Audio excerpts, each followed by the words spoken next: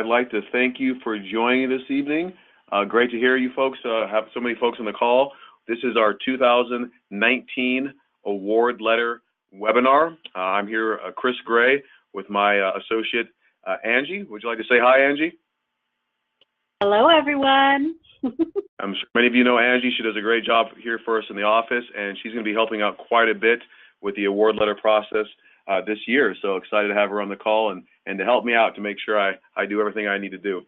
So the first thing, hold on, I have a couple questions in here. Just want to make sure all of you can hear us. Good, everyone can hear, that's great. And so the first thing I want to go over is the first step for most of you, and that is going to be our Client Care Center, okay?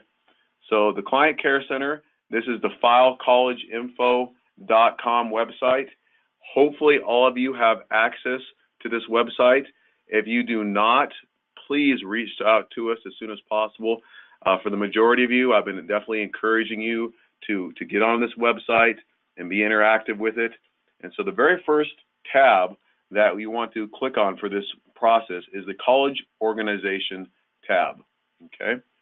And so once you click on that College Organization tab and we scroll down, you will see the colleges that you have had to send the FAFSA to. Now this is a test student we're looking at, but for each college, you can always check to see when the FAFSA was submitted. I know many of you, you call in or shoot emails to make sure that the college has gotten the FAFSA. You know, a lot of these schools, they take their time to process their information. They're getting thousands upon thousands of FAFSAs. So it can take a while for them to register this information, but you will know that the school got the FAFSA by this submitted date right here. Have anything to add on that, Angie? No, you pretty much covered it. You know, it would be great if parents check here first, okay, to see that there is a date for the submitted, because our system, and even when we manually file the FAFSA, we put a date there. So that's going to tell you the day that we actually filed the FAFSA. And, you know, that's your first line of determining whether the FAFSA has been filed and to what schools. Perfect. Thanks, Angie. And also for profiles as well, too, the CSS profile, which many of you have had to complete. We're also sending out student aid reports to everyone. That's SAR. So you should have that by now, or hopefully get it here pretty soon. Feel free to contact our office or give me a call, and if you don't have that, we can get that to you. But what we want to focus on right now is this aid award tab. And so, you know, I really enjoy this award letter webinar quite a bit, folks, because I know many of you are getting tons of information from these schools, and it gets kind of stressful. And so we definitely want to help clear this up for you. We're going to talk about, you know, the difference between an acceptance letter and an award letter, and also, of course, appealing for more financial aid, which is of interest for most of you, I'm sure. So let's click on Edit. We click on Edit here. And so we open this up, you'll see here this is University of Texas at Dallas, and we see in-state tuition. A lot of you would have out-of-state in this example. And so you want to go ahead and put that number right in here. Now, a lot of these numbers will be quoted on the award letter, but perhaps you haven't received an award letter yet. So this is a good starting point. You can actually just type some numbers in here. And of course, we will do all this for you, but it's nice to have you be a part of the process, and very important to log in here and be familiar with what's going on. And then also, you'll start to receive scholarships. So a school scholarship, for example, will be that merit-based scholarship your student potentially got for their grades or SAT scores. So let's say maybe you got $10,000 from this school. And you just see as we add information in here, our bottom line out-of-pocket cost starts to go down too. So this is a start kind of to a good net price, start to give you an idea of what the school would cost. They could potentially put in the grants they offer. Many of you will also receive some sort of loan from the school, so you can put the loans in here, and so on, and fill in this information. And that will start to give us a rough idea of how much it's going to cost. Once we have all this information for every school, we can have an award letter evaluation, and our system will tell us, you know, this is a good offer or not, based off historical averages, and also based off your students' grades and SAT scores. And then you just click Save, and then this school's done. And so I know a lot of you have stacks of this paperwork probably already coming in, and maybe tough to help keep things organized. This is a great way just to keep everything organized digitally, but then also passing information along to us quickly. And so, we would like to receive the award letters, scan an email or fax to us, but this is a great way to get this data to us quickly. Anything to add there, Angie? Yes. Oh, are you going to cover award letters and acceptance letter differences? Absolutely. Okay, great. Another thing that's great about this page is as the students are receiving their acceptance letters, they're also receiving their student ID and username and password for that school's portal. That's really good information to keep on this page because, again, it's there for you to keep things organized. Awesome point, Angie. And so that's another way to really be on top of the process is the student ID and password. That will allow you to get into your portal on the college's website. That's where you can check to make sure, they have a lot of stuff. I mean, I'm sure you folks are receiving emails, and a lot of those are blanket or default emails that are easy to misconstrue and get stressed out about. And so you can actually go right to the college's website and kind of see, well, do they have the FAFSA and those things as well, or any other requirements? A good bet, of course, they have the FAFSA, but maybe they're requesting verification or some other paperwork. And so that's a great way to stay on top of stuff. Right, Angie? Yeah, absolutely. Just being able to log in there, and it's the student portal. They need to familiarize themselves with it. But all schools have a checklist for admissions and a checklist for financial aid of some sort, where you can go and keep status of whether or not they received all the documents required for admission and whether or not they've received the documents for financial aid. There are places in each of these schools' websites that will give you that information. Perfect. Good stuff, Angie. So yeah, that's pretty straightforward there, that right there. I mean, again, you want to be familiar with this website. This website is where we'll update the FAFSA information for all the years the students are in college. So hopefully you folks have started to log in here and kind of poke around a little bit. And again, this is where you'll start to add the financial aid offers you receive. So let's talk about the first thing that you'll receive. It will be an acceptance letter. So let me pull that up here. And this is an example of an acceptance letter from the University of Portland, a great private school here in the Northwest. And so these are pretty default, I've seen for the most part over the years.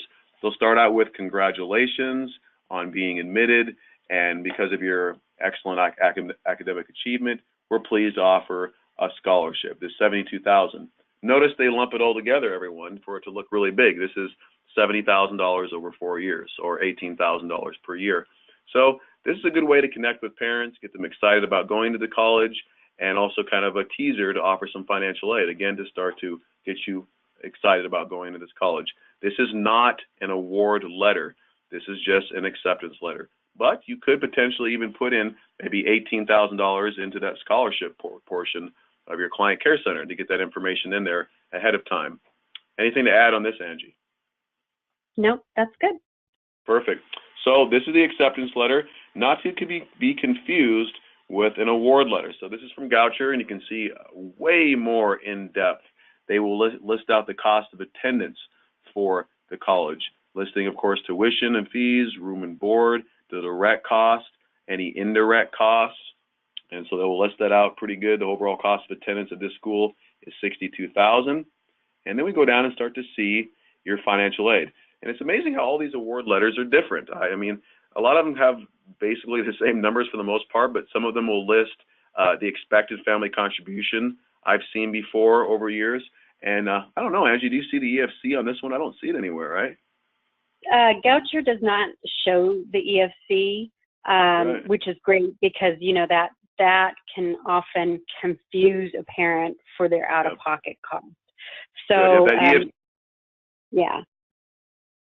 Good. Yeah, again, that EFC, not necessarily what you would pay out of pocket, but yeah, that's easily to confuse potentially with that cost. Just used to determine the need-based financial aid qualifications. And so you see here, we got some merit-based financial aid, the Founders Award, $11,500 per year for a total of $23,000, and some need-based financial aid with this need-based grant of right around $4,900.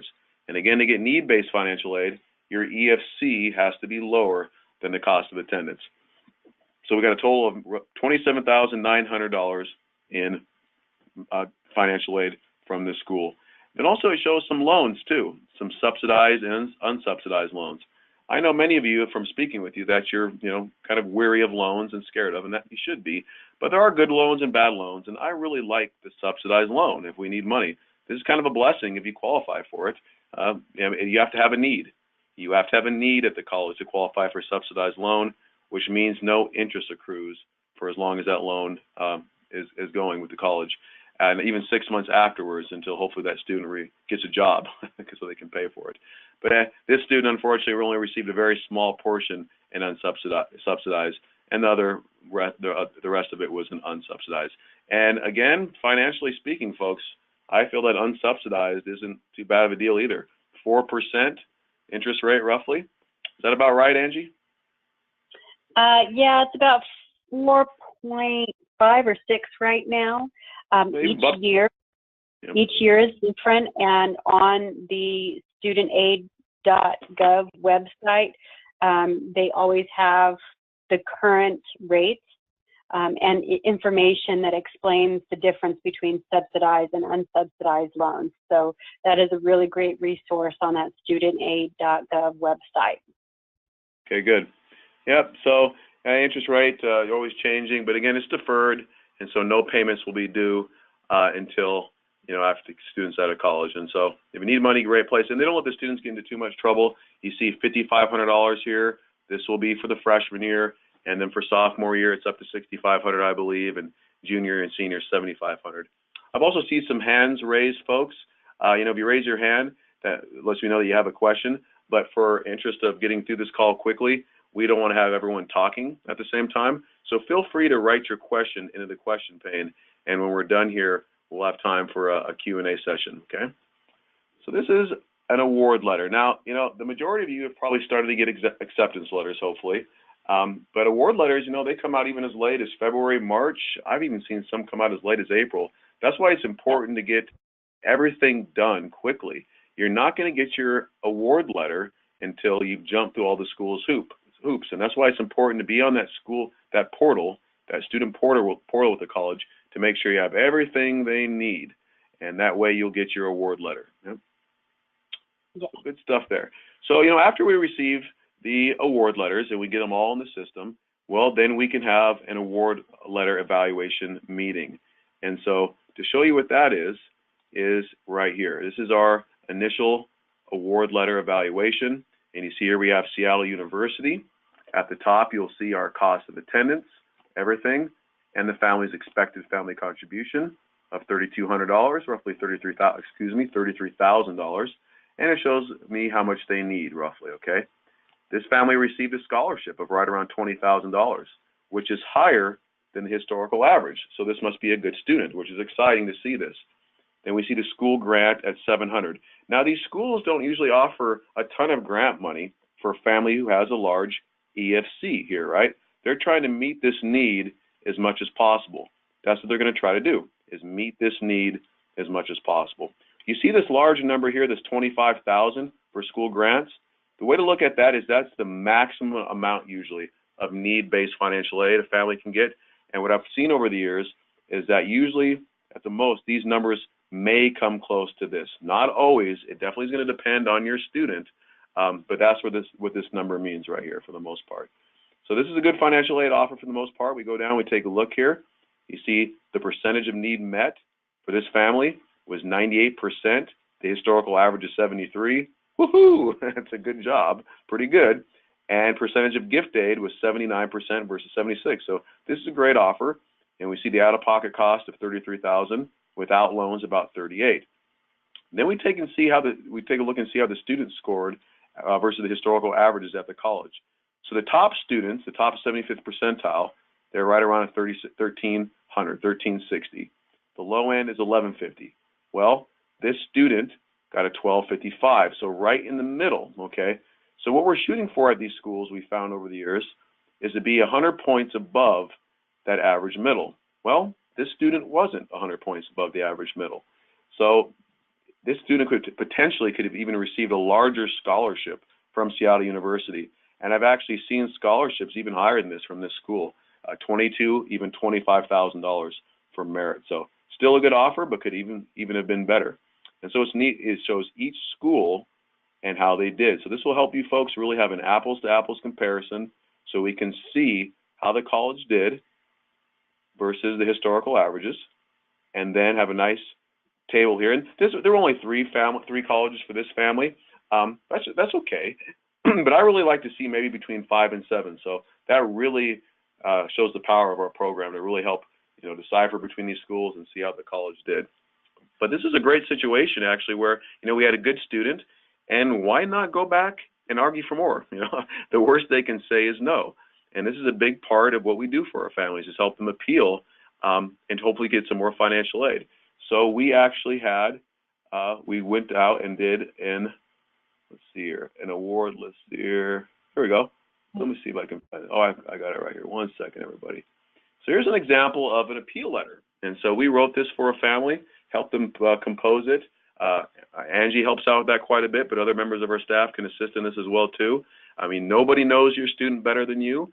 So you can definitely add to this, but you want to have us help you as well. And we can go back and appeal for more. I'm sure you got some stuff to say there, Angie. I do. So with the appeal letters, it's the student communicating with the school. So what I like to do is share some insight with the student on how to write a letter. And so you'll see in this letter example that it's very personal. This student is selling themselves to the school and explaining why they want to go to this school over any other school and what accomplishments they have to bring forth to that school as a member of their student body. And then goes on to explain the financial differences. They asked in this specific one to increase by $6,000 and change, and just basically explain that they received other great offers from other schools that they're considering. So it's a situation where the student is going to write this letter, and I am there to help them write the best possible example of themselves to bring forth to the school. And each school is different in this process.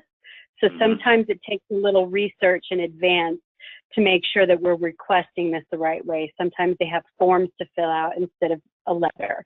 And in most cases, they do not want to hear from the parent. That's really important. Good. Excellent. Thank you for that, Angie. And this is something that we have done for many, many years. But it was great when we brought Angie on board. She has really done a great job of assisting in this, and very, very valuable. And so I encourage all of you to take a shot at this. And again, having the students write the letter is a good start, but we can definitely give you templates of how to help you out there in the process. So this is awesome, Angie. Thank you so much. So then what happened? And so this is actually, we've changed the names here to protect the innocent, but this is actually a real appeal letter that's been used, okay? And then we went back and they bumped the offer up. This really happens, folks. So we see the revised award letter right here. So Seattle University, you can see here, let's take a look at the initial award letter, and let's focus on these grants here. You see we got $3,700 here, and the initial offer, we just got $700, I believe, right, Angie? Yes. Yep, and so you can see they bumped the offer up $3,000, folks. That is big time. That's great to get that extra money from the school. And that's a lot of money to you and me. That's just a drop in the bucket for the school. So it's definitely something you want to go after and try to get those funds. Anything to add there, Angie? In this particular circumstance, this student did the appeal letter to her two top choices, Seattle University and University of Portland, and they both came back with additional funds offered. Seattle University offered $3,000 additional in grant aid, and University of Portland offered $2,000 in additional scholarship. So one way or another, if they still have the funds available, they may offer. They may not offer as much as you would like, but the key is to have them reevaluate and come back and give you some more. And then again, we revised the award, we reviewed everything, and the student decided to go to Seattle University, and that was several $1,000s less per year out of pocket for the family. That's great too. I mean, and remain optimistic in this, folks. You know, I've done this for a long time, everybody, and I've seen families get frustrated through this process and just give up. There's a lot of money at stake. I mean, don't give up by any means. And if the school is telling you one thing, I mean, be hesitant to call up the school and really bug them and talk about all this stuff. Again, let your student take charge of this process a little bit and make use of our expertise here. And it's definitely worth going back and appealing for more, and stay positive, stay optimistic for sure. I've seen a couple questions come in for folks who perhaps have not received or don't have their username and password to access the File College info site. Just go ahead and give us a call, shoot us an email, and we will send this out to you. It was sent out once upon a time. It would have come from the File College info site, but we can send it out to you again. And so do you have anything to add on the award letter process so far, Angie? Hang in there. It's a process. This entire year is a process for you and your inbound freshmen. And it's just making sure that you're accounting for everything, or that the student's accounting for everything. All of the admissions process by deadlines is really important. Getting all financial aid information to the school by their deadline is important. And again, you know, with our system, we monitor, you know, we track and update that information when we've done our part to ensure that. So be sure to check there. And Chris did mention it before. Once the schools are initiating processing information, they will send out auto-generated letters to you. So you're going to receive your congratulatory acceptance letters, but then you may also receive emails or letters indicating that you know, you're missing documents. Just understand that if you receive those, just check and see if we've already filed the FAFSA, or if we've already taken care of the profile and IDOC requirements before you call us or send us emails, because we keep that information in this file for you. And it's most likely that you're receiving that just as an auto-generated response from the school, that they're actively looking at your student's file. And that doesn't mean that we haven't sent it or that they haven't received it. It's that they haven't processed it yet. That's right. So just keep tabs on those things, but try not to be frantic about it every single time you receive a communication. What's important, though, is when a communication from the school, whether it be an email or a letter, indicates that there is action required, that is one you need to pay attention to, because they have reviewed information and they are telling you to do something specific. That is one for you to follow up on. And if you receive an email like that or a letter like that and you're not sure how to proceed, feel free to call us or email us that information, and we will be glad to help you out with it.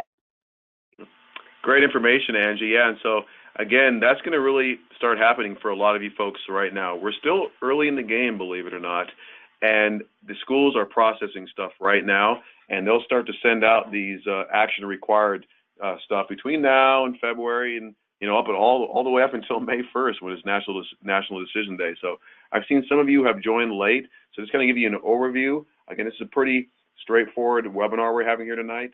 I want to make sure that all of you have access to your File College info site. You can see if the FAFSA has been submitted here. You can also add information about any scholarships and award that you've received thus far. And then we want to make sure you understand the difference between an acceptance letter, like here from University of Portland, saying that they're pleased to offer you admission, any scholarship opportunities they're offering. But then also, you can see this school also offered an award letter too. It's kind of up here at the top. it goes to show you the big difference in award letters.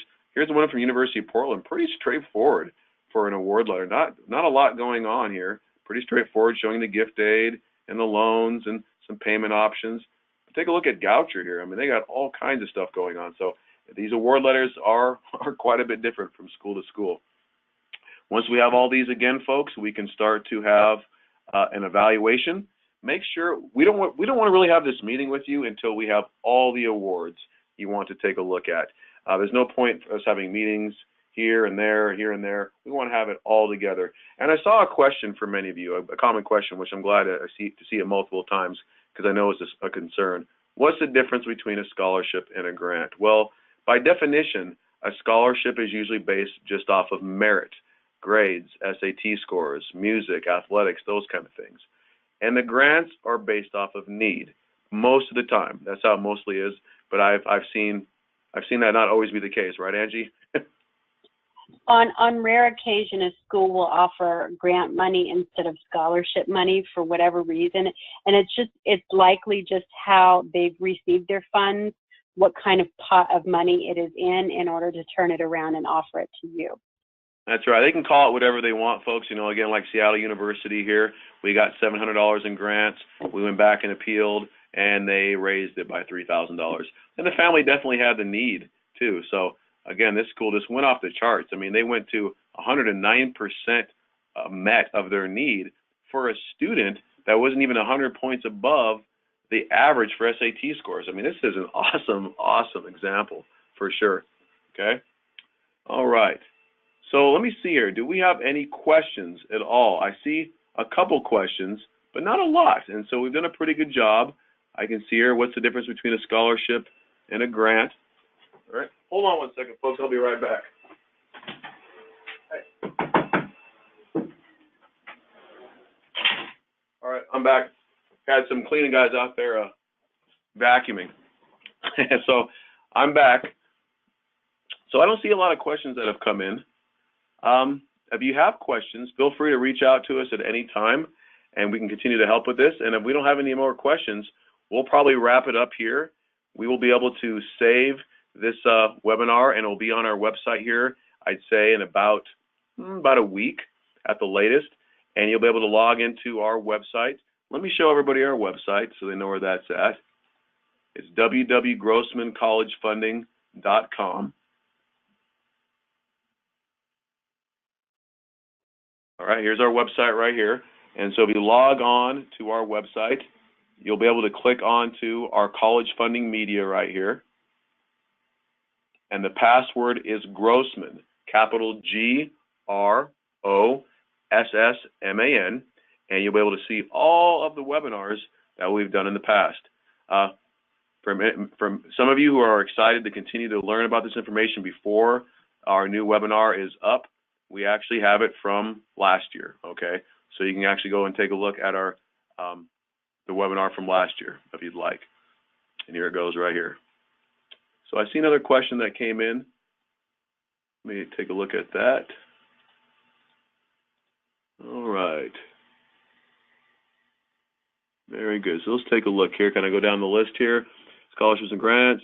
What about work study options? Those indicated in award letters? Yes, the work study is a lot of times it is offered on the award letter, but many times not. And so I encourage all of you to contact, as you get award letters, to contact the financial aid office and ask about work study opportunities. And there's lots of non-work study opportunities as well. But I've seen over the years that, you know, usually they have work study on that award letter. Again, that's a need-based financial aid thing. And so you usually have to have a need to qualify for that, but not always. Anything to add there, Angie? Yes. Work study at most schools is first come, first served. So as they're receiving FAFSAs and processing financial aid award, they take up all of the spaces they potentially have to fill for students and then rely on the students to follow through. So when you receive an award letter and it says you potentially have $3,000 for the year in work study, that is not straight up $3,000 towards your student's education. Your student has to commit to work study, and that is an up to amount. They may not work as many hours or in a position that warrants the amount of funds.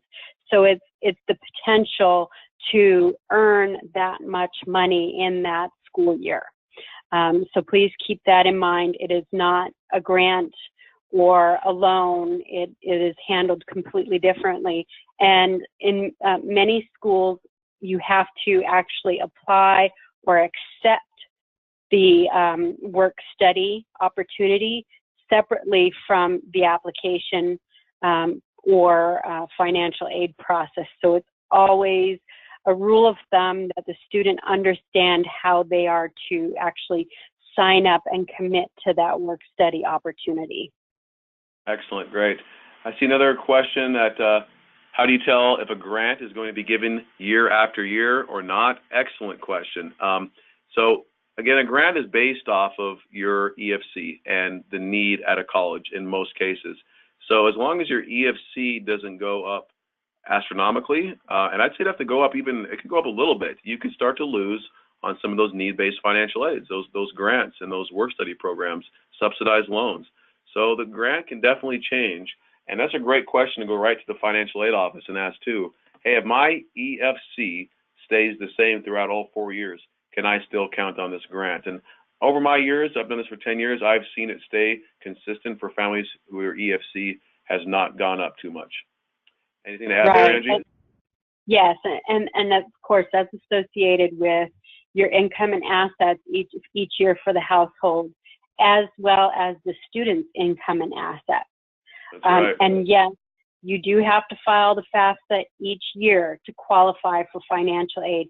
Each school year is its own financial responsibility.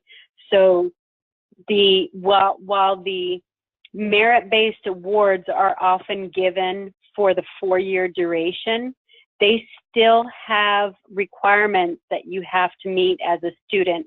You have to maintain a minimum GPA and things of that nature, or you could potentially lose that. But otherwise, you can count on that money.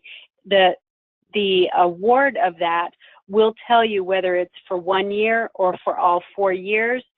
And cumulatively, just like on the example letter that we showed, it said $72,000 for the 4 years. If it's not clearly identified in the letter that you receive, you definitely want to ask and make sure. But in most cases, it will be clarified on the award letter. The grant information will also tell you if it's a given grant for the duration of the school, while the students in the school, or whether it's a need-based specific grant. And if it's need-based, just like Goucher has on their letter, it is going to be reviewed each year independently. So if you have a significant pay raise the following year, or have come into maybe a family inheritance or something like that that has significantly increased your assets, you may potentially reduce or lose your need-based grant. So that's something we like to review with you each year, and often a lot of parents wonder why we ask them year to year for a review meeting, and this is why.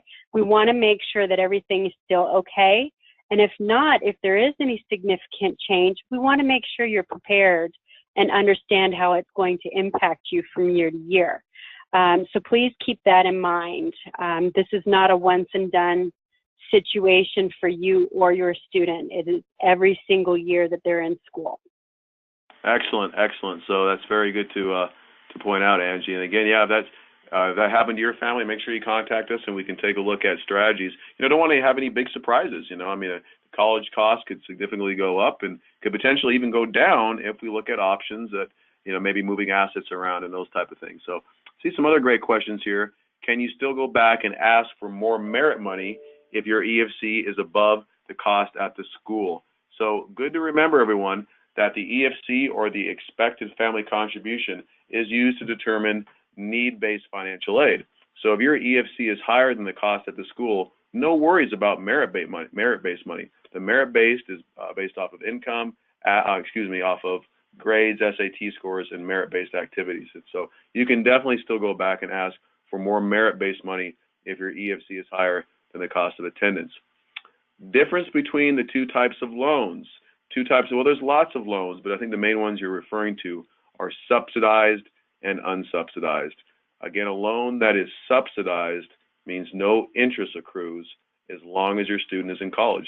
Believe it or not, folks, a lot of you know my story. I went to college off and on for 9 years. I carried subsidized loans and didn't pay one lick of interest for 9 years.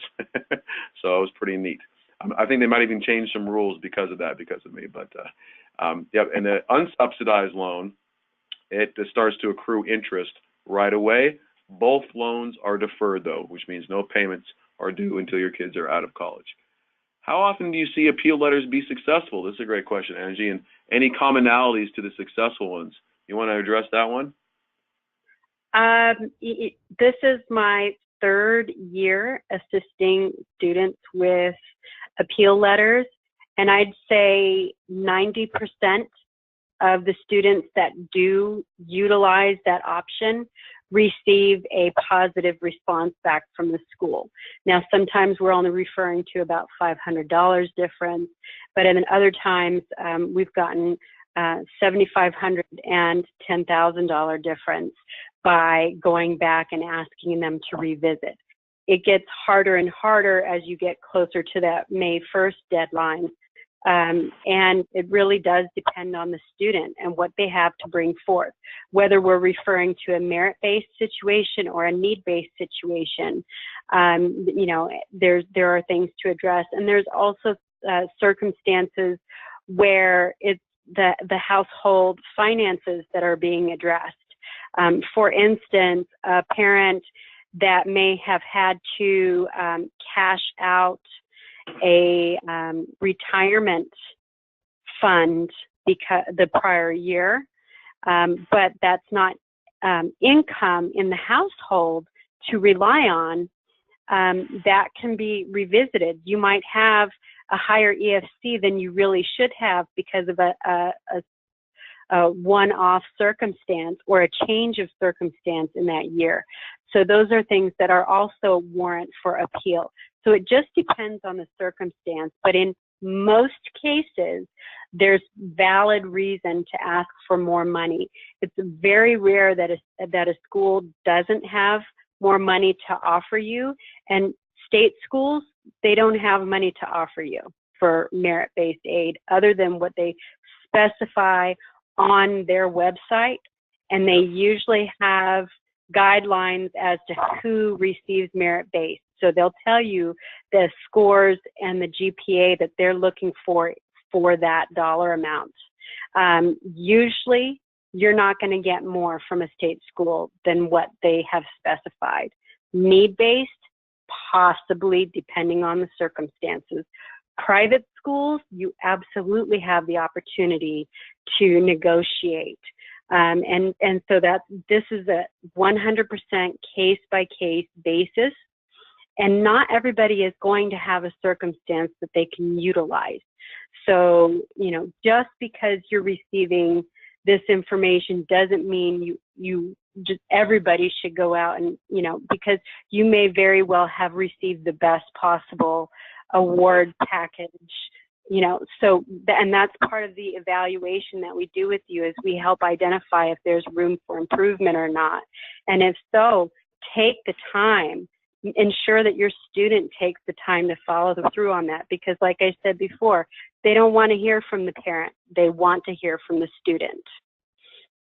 Very good stuff. Very good, Angie. So, yeah, that's why I'm a big fan of private schools, everybody. And it's nice to have some state schools on the list and private schools and a good mix. I see a question here again. What does EFC stand for? Expected Family Contribution. Here's another great question. What if the cost of attendance goes up each year? Could you appeal for more merit aid to go up as well? Usually not, right, Angie? No. No. No. The cost, that's something that the school, especially a private school, if they're increasing their cost of attendance, they're probably also looking at their scholarship. And if they're receiving the money from their alumni and other sources, then they will probably, adjust that accordingly. A lot of private schools also tell you the grant-based opportunities. I've seen several schools where you go on their website and you can see who they're targeting for additional need-based aid. So long as there's the need, the financial need, you are subject to the opportunity. Yes, tuition is going to go up each year, potentially, but your expected family contribution, your income and assets gets reviewed each year as well. So, each year is its own circumstance. What you receive this year may not be what you receive next year. It might be better, it might be worse. And that's just something you have to take into consideration as a whole when you're reviewing the evaluation. What can you truly afford out of pocket? You need to look at the whole 4 years for that number. Great. Excellent. So I see here, how likely is it that a new grant is awarded after the freshman year, particularly when Child 2 starts? And so that's a good one for me to talk about. For, again, it's very likely to potentially get more grant money if you have an increased need. And when you have two children in college at the same time, that means they take that EFC and split it in half. So if it significantly increases your need, absolutely. And that's why it's important to continue to file these forms and stay in communication with us so we can take a look at that. Don't be discouraged. Don't give up, especially if multiple kids come into college. That's a chance where you really want to plan and map this out, because college can be cheaper. It can be more affordable. You can get more aid having 2 in college, opposed to paying a lot more by having 2 in college. And so absolutely, lots of new financial aid available when you have multiple kids in college potentially. When it comes to merit-based aid in later years, again, a merit-based offer is usually for 4 years, and that's what it is. Right, Angie? Pretty much. That's not going to change. Not going to change. Yep. I see. What is the average cost increase of schools per year? Great question. We've seen some private schools going up $1,200 to $1,500 per year. Well, in the past, we saw a lot of these schools raising costs by 4-5%. Years ago, even, believe it or not, some colleges by a staggering 20%, really. But here in the state of Washington, they even froze tuition a couple years ago, and it started to stay in one place. And so, I'd say 4% in some cases, but sometimes it doesn't go up at all. Private school going up $1,200 or $1,500. I know that's a lot of money, but that's really nominal in the grand scheme of things when a college is $60,000 to $70,000 per year. And so, college costs, unfortunately, folks, they keep on rising here. Yeah. Anything to add? Yeah. Go ahead, Angie. For 2018 and 19, I don't believe we received one single notification from a parent that tuition increased. I do recall the 17-18 year, we had a handful of parents indicate that the school had a significant increase in tuition. So, it really is a year-to-year thing, and it all our economy affects things like that as well. So that's where you have to keep your fingers crossed. For sure.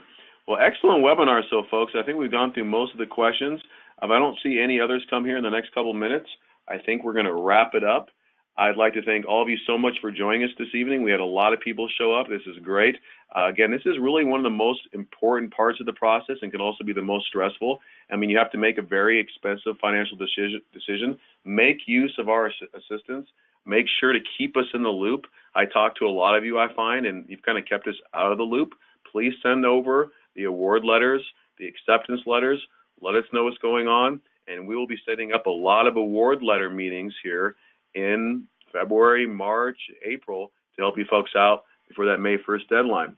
Just saw another question come in. The number of total costs on colleges on our list is based on direct costs, okay? Is that just tuition, fees, and room and board? So yeah, the direct costs are usually tuition, room and board, and books I found. indirect are a lot of times travel and fees. Is that for what you found too, Angie? Yeah, the indirect costs are miscellaneous fees that a student will likely incur on campus that aren't directly billed from the school. So the bookstore, there's fees and books that are outside of what is directly billed from the school. And it's really good when the award letters do show indirect costs, because it gives you an idea of what you're going to end up paying out of pocket as a whole. If there's not any indirect costs, I like to pad the out of pocket by $1,500 to $2,500 depending on the school, because that's how much you're likely going to end up having to write checks or give money to your student to pay for things that are for school but not billed through the financial aid office or finance office. Excellent, Angie, because I see a question coming about that. So, I mean, finding out that perhaps on a lot of award letters, folks, you may see that that number, that price tag you're seeing, might be a little bit lower than you see on our website. They might be missing something. They might be missing something that they're not adding in there. But I've seen the differences, only a couple $1,000s over the years, give or take. And so, yeah, we'll be able to take a really close look at that at the award letter meeting. Yep. Let's see here. Chris, something to keep in mind as well. We had quite a few students. The majority of our inbound freshmen have already filed their FAFSA and taken care of necessary paperwork. We still have some stragglers that are working on some things. We still have some individuals that are trying to finish up their CSS profiles and IDOC requirements. It's really important to pay attention to those deadlines. Very, very important. Thank you for adding that in. Yep.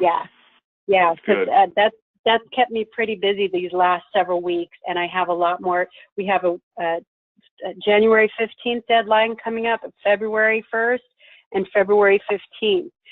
Keep in mind, students that applied to schools early action or early decision are receiving their award letters now, the beginning of the year. All the applications that are going in regular decision, many of those schools aren't even going to look at financial aid until after March, sometimes all into April. So the financial aid award letter usually doesn't come until 4 to 6 weeks after the deadline. But you can always find out on each school's website what their deadlines are and when they're releasing the award letters. I just do a quick search in the search bar on the school website for freshman deadlines. And it usually pops up the page that tells you when all the admission and financial aid deadlines are and when they are releasing financial aid award letters and for what type of application. So if it's an early action or early decision, they have a different deadline parameters and award letter release dates than regular decision students. Good. So how do you find out from colleges as to which work studies or work study opportunities are available? So yeah, you can go right to the financial aid website, call the financial aid office, and they'll let you know about the work study opportunities that are available.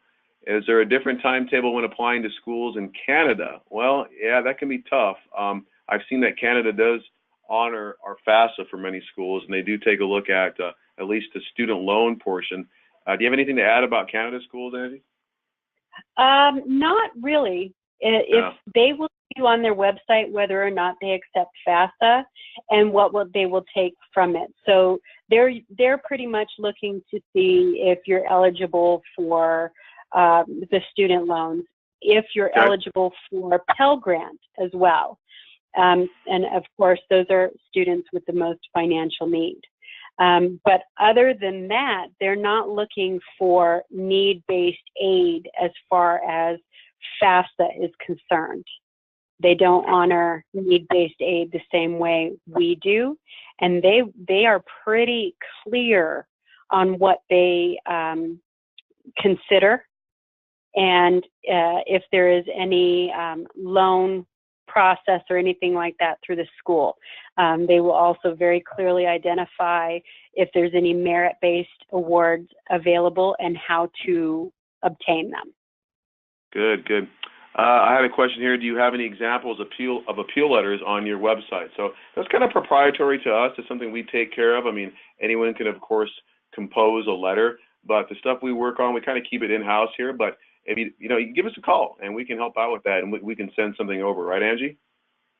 Yes, pretty much. When you sit down and have your award evaluation, Chris or Stuart are going to identify if there's any need or opportunity to do an appeal.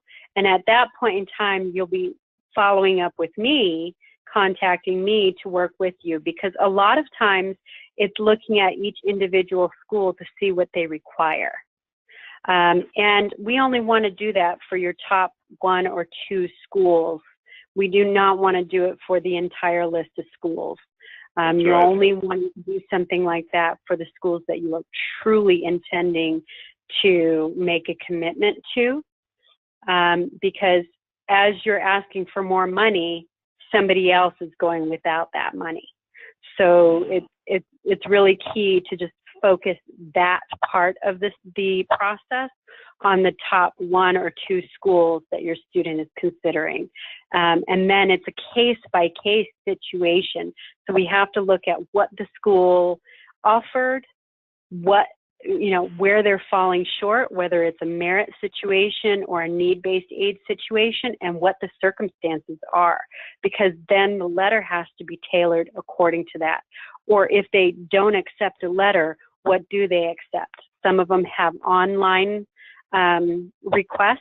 You have to do a form online through the student portal. Some of them have a paper copy form that you have to fill out before they'll even consider your circumstances. Other times they require additional financial documentation for your circumstance. So that's always a case by case. And based on that student's situation, I will share examples from previously used letters so that the student has an idea of a starting point. Just Good. Like the award letter examples, the appeal letter examples that we shared earlier, that was a very personal letter. You saw that it was written by the student. I definitely look for room for improvement as far as writing is concerned, but I do not like to write letters for the student because the school can tell when it's professionally written and when it's written by the student. It's a fact too, folks. Yeah, that's a fact. I want you to know that's a definite fact. I go through a lot of training for my job, and we go back east, and we actually have admissions officers come in from top colleges like Notre Dame, and they come in and they train us, and they talk to us about what these guys are looking for, and they can definitely tell. They have top minds, top teachers, top folks looking at these, and they can tell. They can tell. So that's good stuff, Angie, for sure. I see another great question. How should I approach the college if I have a decline in my senior high school GPA in order to preserve my merit-based scholarship? That is a really, really tough one. I would talk to one of our student advisors about that. What I found is some of these schools, they may not request final transcripts. They don't. Sometimes they don't. Sometimes they do. It really depends on the school. So I would speak with our student advisor first. Don't let the cat out of the bag to the college. I would talk to our advisor first and see what they have to say, and you may get lucky there. That's a tough question there. All right. So I see kind of reiterating on a question here. Question is, I'm wondering what the fees are listed on our page, and so on our college organization page. So when you see the cost of attendance on our college organization page, we are trying to account for everything: miscellaneous fees, books, travel expenses, the whole shebang. And so it really should have all the cost that we're trying to associate. And it's pretty close, because I've looked at what the schools offer over the years and then looked at what we have. And yeah, I'd rather be on the high end a little bit for sure. Just like Angie said, maybe even adding a little bit to make sure it's realistic, so you know what you're getting into. I see a question here: are we required to deal or work with the CSS profile? Again, everybody, that's why this File College Info site is so important. And I think this person doesn't have access to their site, which is okay. We can get that for you. You will be able to see here if the profile is required. You see Tulane here, for example. They require the profile. That means we need to file a CSS profile. So you should know through us if you need it or not. For work study, Right. does the amount normally get reduced up front in the summer when the tuition bills start arriving, or does the student pay the school back as their income is earned? That's an interesting question. I've usually seen the work study go right to the student, and they can spend it on college stuff or partying as well in some cases. And so we can talk. I've seen it, and so we can talk about that a little bit more in your meeting. Angie said something about you wanting to get your appeal letters in sooner than later because too late and extra award money will be given out. So is it always worth waiting for the last school? I think there may have been a misunderstanding there. I think you were referring to, Angie, getting in your financial aid paperwork and requirements in soon, right? Yes, making sure that you meet those deadlines. You have all the way up to the 1st of May to make a final decision and decline the schools that you're not going to. The fact of the matter is, if you're trying to make a commitment to a school, say by the 1st of May, but you don't do any appeal until after that, the likelihood of getting additional aid at that point is very slim because they've already committed their funds. But if you're talking about over the next several months up until the 1st of May, there's plenty of opportunity to review that information and request an appeal. Some schools review that information right away and manually recalculate your EFC and all of that. Other schools, it gets reviewed by a board, and you have to wait and see. And so long as everything is already accounted for, there's usually not a problem. But again, that's case by case. Yeah, and we're still a little early in the game, folks, so you kind of relax on that. But again, the best time to kind of submit appeal letters here is once we have all the award letters, we have all the information at hand, so we can truly evaluate the offers. And so do you have kind of a timeline, an answer to that, Angie? When is the best time to submit appeal letters? There's not really a timeline because, again, you have students that have applied early action, early decision, and regular decision. And early action, early decision students that are focused on their top school selection, they very well can be making those decisions over the next several weeks. Students with regular decision need to wait probably until the end of March, mid-April. So I'm glad you said that, Angie. Yeah, let me jump in there. I'm glad you said that too, because again, I've some good experience here, and we've appealed all the way up until May 1st, and I mean, we have a lot of time, folks, here, to get all the award letters. That's why we're holding this award letter evaluation webinar tonight, because it's still early in the game, and I know a lot of you have concerns, but we do have time here. So I would say the best time, I mean, we have time. I mean, I would like to see appeal letters done for my clients. I'd say probably at least a month, a couple of weeks before that May 1st deadline, and that'd be good. What do you think, Angie? I think that's very realistic. Yeah, good. All right. See, a little off topic. When can you?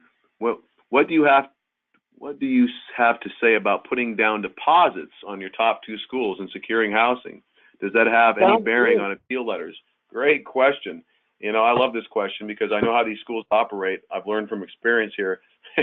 These schools are really trying to lock in this freshman class, and they send out that letter to kind of scare you a little bit about securing housing, locking you in. You know what that does? It, of course, locks in their student body. You stop looking at other offers, and they lock you in. And, those are non-refundable, too, I've seen in most cases. So they are. Yeah, they are non-refundable. So, I mean, again, it's a scare tactic. It really is, folks, and I know it's nerve-wracking, but I wouldn't be putting any deposits down until we've had a good chance to appeal. And, I mean, you're going to still have a good chance of getting the housing and what you want. Again, I've just seen that as a pressure tactic to encourage families to make a decision. Yeah. So we've got to the end of the questions for now.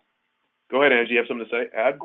Yeah, I just want to add to that every single school is going to send you that letter about the deposits. Yeah. And unless your student and your mind is made up that they're going to that school, don't do it, because you will end up wasting your money. Because I've seen it before where we sit down with you, or Stuart and Chris sit down with you and do the award evaluation, and lo and behold, there's a school that you know, gives your student better opportunities with less out of pocket. And if you've made that commitment, that's money lost that you can't get back. So, right. You know, just make sure that you're not feeling the pressure. Sit back, just, you know, think things through, keep things organized at this point is really what you need to do. Make sure that your students accounting for their admissions requirements and their financial aid requirements, not just you. Make sure everything's organized, and that as the award letters, the acceptance letters, and the information for each school are coming in, that's kept together, you know, that way it can be accounted for. And just be patient, because it's really important. I have 2 students that we're dealing with this year from last year that insisted on going to the school that they chose, and they are now transferring because they made bad choices. And it's awesome, really Angie.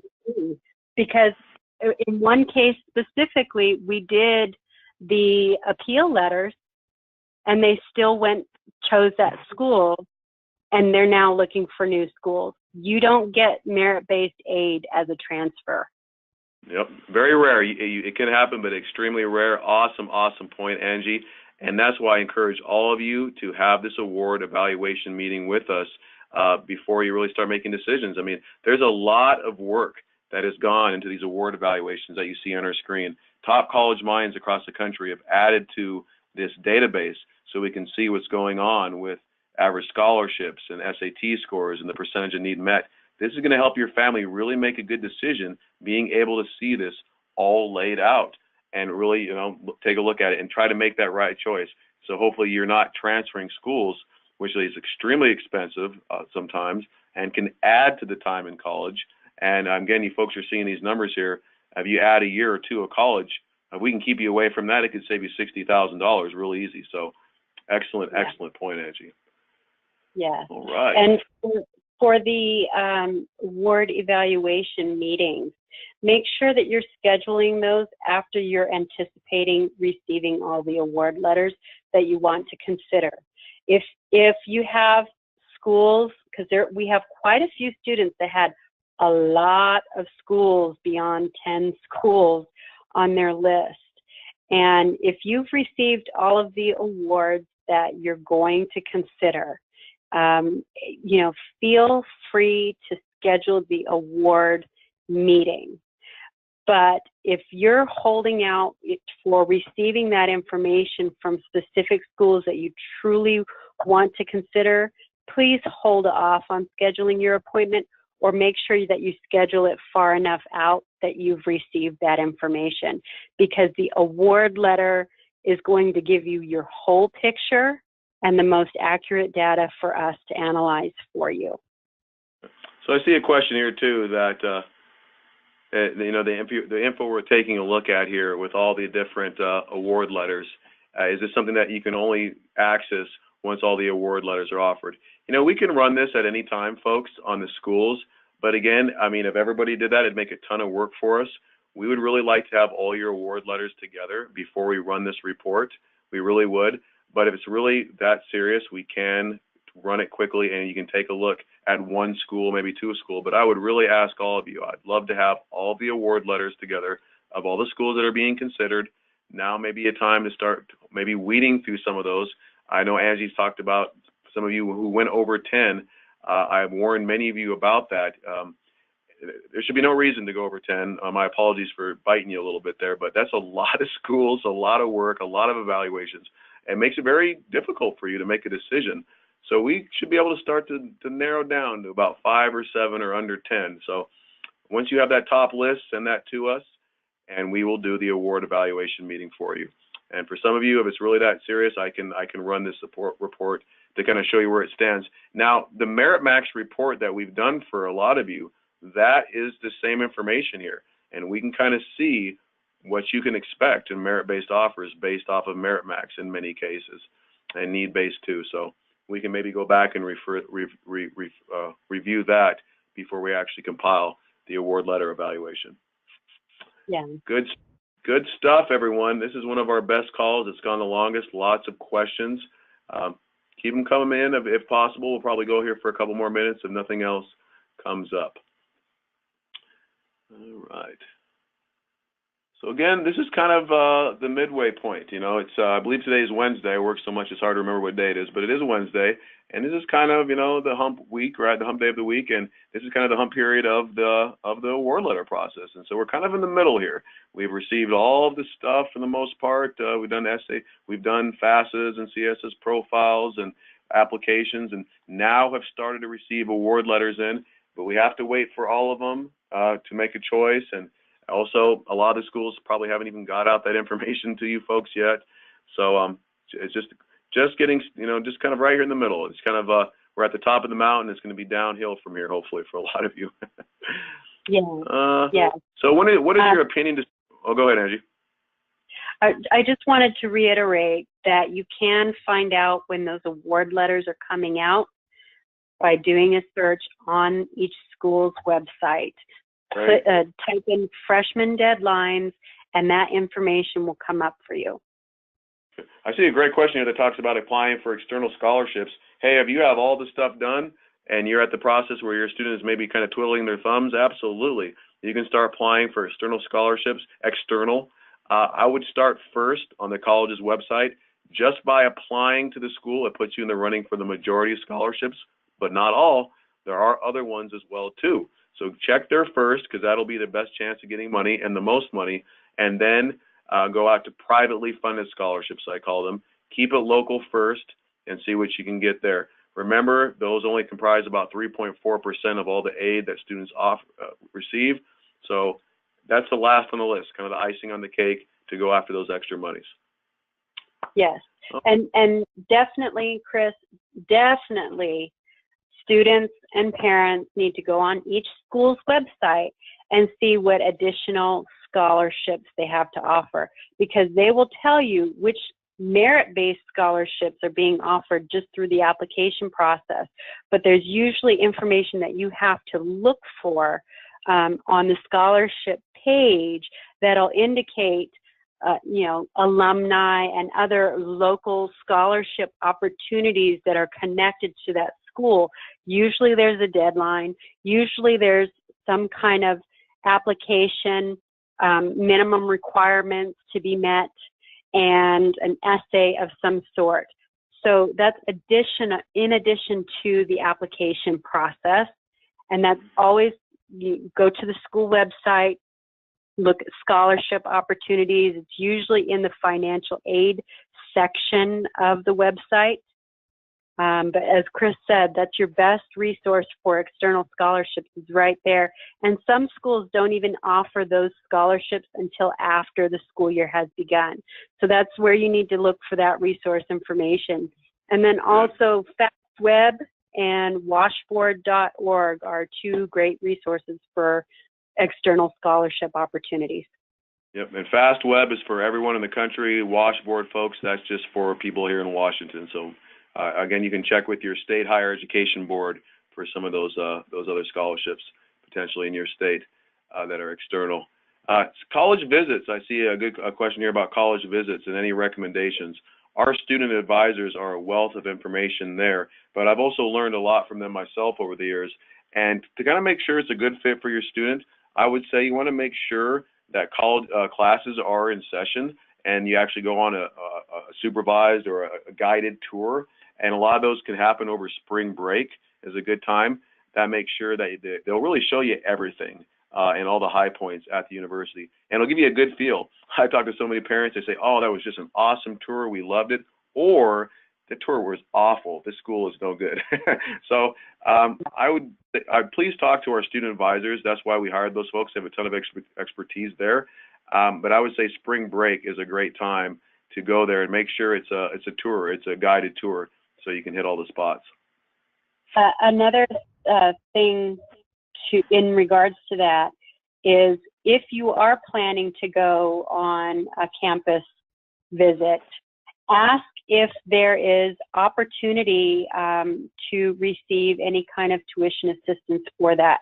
They often give a grant or scholarship of maybe like $500 for students that have come to the school for a tour.